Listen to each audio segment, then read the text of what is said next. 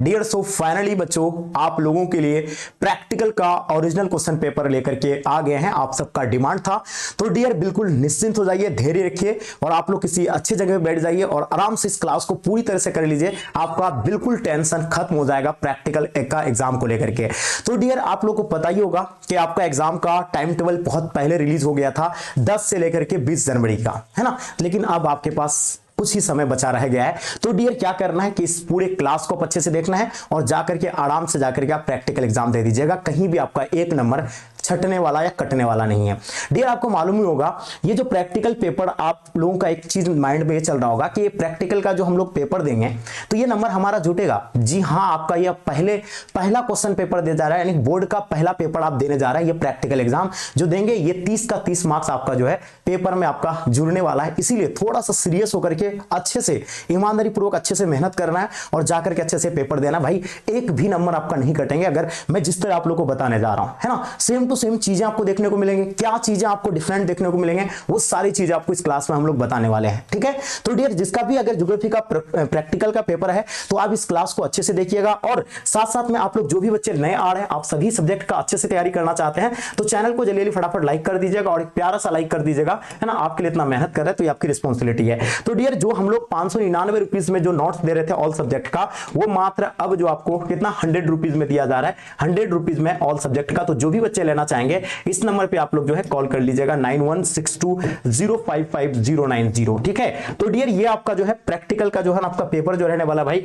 ये सब आपका 30 मार्क्स का रहेगा, फुल मार्क्स, वो सारा चीज आपको बता दिए, है ना। अब देखिए इसमें ये तो सारा इंस्ट्रक्शन वगैरह सारा चीज आप जानते ही हैं, आपका पेपर किस तरह आपको देखने को मिलेंगे। पहले आते हैं बच्चों, ये आपके सामने आपके समक्ष में आ गया है, ठीक है। तो देखिए इसमें सेक्शन में प्रायोगिकी परीक्षा खंडों एवं अंकों में विभाजन, देखिए आपको जो है ना कुछ सेक्शन में डिवाइड किया गया है, section A, section B, section C, section D.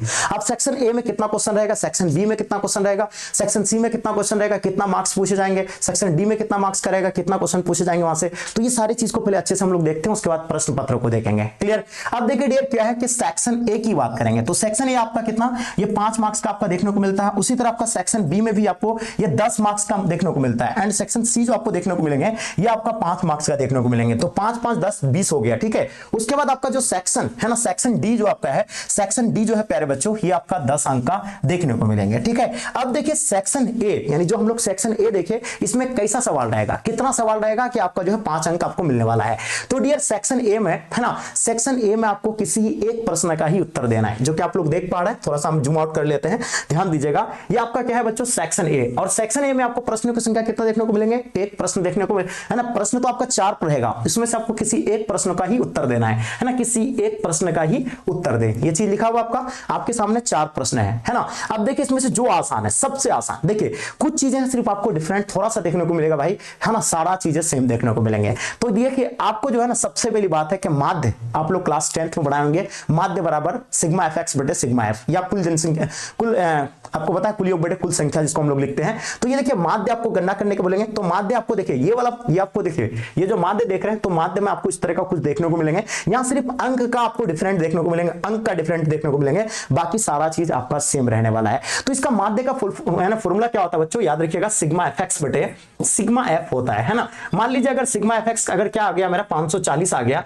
और ये आपका क्या हो गया, मान लो अगर क्या हो जाएगा भाई माध्य, यानी सिग्मा एफ जो आ जाएगा, ये सिग्मा एफ अगर मान लीजिए मेरे पास कितना आ गया भाई 54 आ गया, है ना। कितना आ गया, 54 आ गया। तो इसको अगर काटेंगे तो ये आपका 10 हो जाएगा। तो यानी माध्य आपका क्या निकल गया भाई, तो 10 आ गया। इस तरह करके जो आप यानी लिख सकते हैं, है ना। एक तो मैं एकदम सिंपल एग्जांपल के तौर पर मैं बताया, आपको डिजिट में बहुत सारा चीजें चेंज देखने को मिलेंगे, सिर्फ आपको भाग लगा देना है सिग्मा एफ एक्स बटे सिग्मा एफ। तो आपको क्या सवाल बनाना है, तो एक ही सवाल बनाना है, किसी देखिए सेक्शन ए में किसी एक ही सवाल को बनाना है, ठीक है। ध्यान रहेगा ना आपको, एकदम अच्छे से देख लीजिए, एक भी नंबर आपका छटने वाला नहीं है, जो मैं चीजें आपको बता रहा हूं, ठीक है। अब बच्चों सेक्शन बी में आपको कितना सवाल देखने को मिलेंगे, तो डियर आप देख पा रहे हैं सेक्शन बी की बात कर रहे हैं, तो सेक्शन बी में भी आपको किसी एक ही प्रश्न का उत्तर देना है और ये 10 मार्क्स का रहता है। कितना मार्क्स का रहेंगे बच्चों, ये 10 मार्क्स का आपको देखने को मिलेंगे। देखिए अब देखिए इसमें कितना सिंपल सा आपको सवाल पूछा जा रहा है, निम्नलिखित के आंकड़ों के आधार पर दंड आरेख खींचे। अगर आपको दंड आरेख नहीं आता है तो छोड़ दीजिए, इसको हम नहीं खींचेंगे, जबकि बहुत ही आसान होता है दंड आरेख खींचना, हम लोग क्लास स्ट्रेंथ पढ़े, निम्नलिखित आंकड़ों के आधार पर एक वृत्त की रचना कीजिए। भाई तो वृत्त जो है ना, कोई भी एक बच्चा आसानी से वृत्त बना सकता है, जो कि वृत्त आप लोग जानते हैं ना वृत्त कैसा होता है प्यारे बच्चों, तो कुछ इस प्रकार का आप लोग वृत्त बना सकते हैं ना। तो वृत्त अगर बनाने के लिए हमारे पास क्या है बच्चों, तो हम देखेंगे कि क्या क्या चीजें मुझे दर्शानी पड़ रही है ना। तो यहां आपको ध्यान देना है, जैसे कि वृत्त में आपका यहाँ थोड़ा सा इसको आगे ऊपर कर लेते हैं, थोड़ा अच्छा से आपको देखना है, ठीक है। अब देखिए भाई, आपको यहाँ क्या करना है, एक वृत्त बना लेना है, एक अच्छा सा बना लेना है। मैं तो इसी आपको सिंपल एग्जांपल के तौर पर बता रहा हूं। अब देखिए एशिया का क्या है 59.5, तो एशिया का आपको मान लीजिए ये एशिया आपको दर्शा देना है, ये आपका 59.5 है ना, ये आपको जो है ना 59.5 जो है एशिया का लगा देना है, 59.5 है ना, ये हो गया आपका। उसी तरह आपका क्या है भाई अफ्रीका का 17.4, तो यहाँ आपको अफ्रीका लिख देना है ना, अफ्रीका लिख देंगे है ना, अफ्रीका 17.4। उसी तरह आपका क्या दिया हुआ भाई, क्या दिया हुआ यहाँ पे यूरोप दिया हुआ, यूरोप 9.5, तो यहाँ आपको यूरोप लगा देना है, यूरोप है ना, यूरोप 9.5 है ना, तो 9.5 इस तरह करके आपको जो है ना ये आपका वृत्त खींच लेना है। ये आपका कितना नंबर का मिलेगा, 10 मार्क्स का। सिर्फ आपको डिजिट में, मैंने कहा ना कि डिजिट में आपको सिर्फ वहां चेंजेस देखने को मिलेगा, बाकी सेम टू सेम हूबहू सारी चीजें आपको देखने को मिलेंगे। क्लियर। अब डियर हम लोग देखेंगे नेक्स्ट क्वेश्चन आपका क्या है ना। ये तो आपका सेक्शन बी का था, सेक्शन बी में आपको किसी एक ही सवाल को बनाना था, जो कि हम लोग बना दिए। अब सेक्शन सी कुछ देखते हैं हम लोग, ठीक है।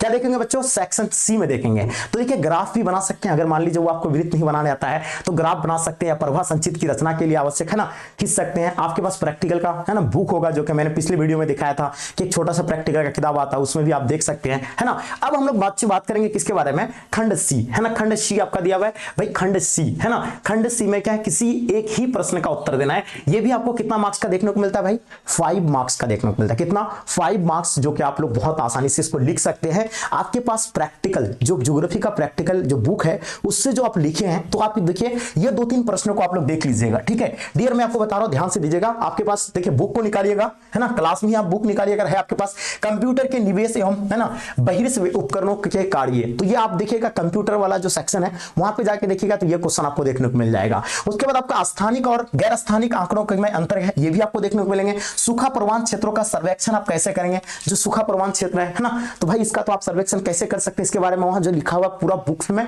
आप वहां जाकर उसको देखिए, आप जाकर के छाप दीजिए, ठीक है। उसके बाद सदिश है ना, मॉडल के गुणों एवं अवगुणों का उल्लेख कीजिए। उसका प्रायोगिक है ना अभिलेखों की पुस्तिका, नहीं सॉरी यहाँ आपका दिया हुआ, ये तो खत्म हो गया आपका। इसके बाद आपका क्या दिया भाई है ना, ये तो आपका इसी में से ही आपको किसी एक प्रश्न देना है, 1 2 3 4, इन 4 प्रश्न में से किसी एक का ही देना है। और ये कितना नंबर का मिल जाएगा आपको, ये भी आपको बच्चों 5 मार्क्स का मिल जाएंगे। कितना, 5 मार्क्स का आपको देखने को मिल जाएंगे। क्लियर। अब डियर हम लोग देखेंगे क्या आपका, अब आता है ना सेक्शन डी। तो भाई वहां आपको क्या करना, मैंने क्या बताया, प्रैक्टिकल का बुक होगा उसको निकालिए और जाकर के उसको देखिए है ना, वही सेम टू सेम आपको जो है 2-3 प्रश्नों को आपको अच्छे से देख लेना, उसी में से आपका एक प्रश्न पूछा जाएगा। अब बच्चों आपका क्या है, सेक्शन डी में आपको क्या देखने को मिलेगा भाई, प्रायोगिक अभिलेख या है ना मौखिक प्रश्न है ना, कुछ अभिलेख आपको बनाने देंगे, या आपका जो है जिसको हम लोग भैवा कहते हैं है ना, भैवा जो पूछताछ करेंगे आपके सामने, टीचर बुला लेते हैं। जैसे हम लोग को क्या पूछा गया था भाई, ये भैवा होता है, ये कितना नंबर का होता है, ये 10 नंबर का। हम लोग के सामने है ना सही से बैठे थे, सामने मेरा हमारे टीचर बैठे थे और भी 2-4 टीचर बैठे थे, और हमसे सवाल करने लगा था। क्या सवाल पूछा था कि भारत का जनसंख्या के दृष्टि से भारत का कौन सा स्थान है, पूछ लेगा अगर तो क्या बताइएगा, प्रथम स्थान है। ये छोटा छोटा सवाल देखने को मिलेंगे है ना। अगर पूछा जाएगा क्षेत्रफल के दृष्टि से, क्षेत्रफल के दृष्टि से, क्षेत्रफल है ना, क्षेत्रफल के दृष्टि से है ना कौन सा बड़ा राज्य है भारत का, तो राजस्थान आपको लगा देना है। उसी तरह आपसे क्या देखने को मिलेंगे भाई है ना, उसी तरह पूछेंगे जनसंख्या की दृष्टि से सबसे बड़ा राज्य भारत का कौन सा है, तो उत्तर प्रदेश है ना। अगर पूछा जाएगा कि जनसंख्या घनत्व के मामले में सबसे बड़ा राज्य कौन सा है भारत का, तो बताना आपको अपना बिहार के बारे में, बताना अपना बिहार के बारे में कि सबसे अधिक जो है जनसंख्या घनत्व के मामले अपना बिहार है,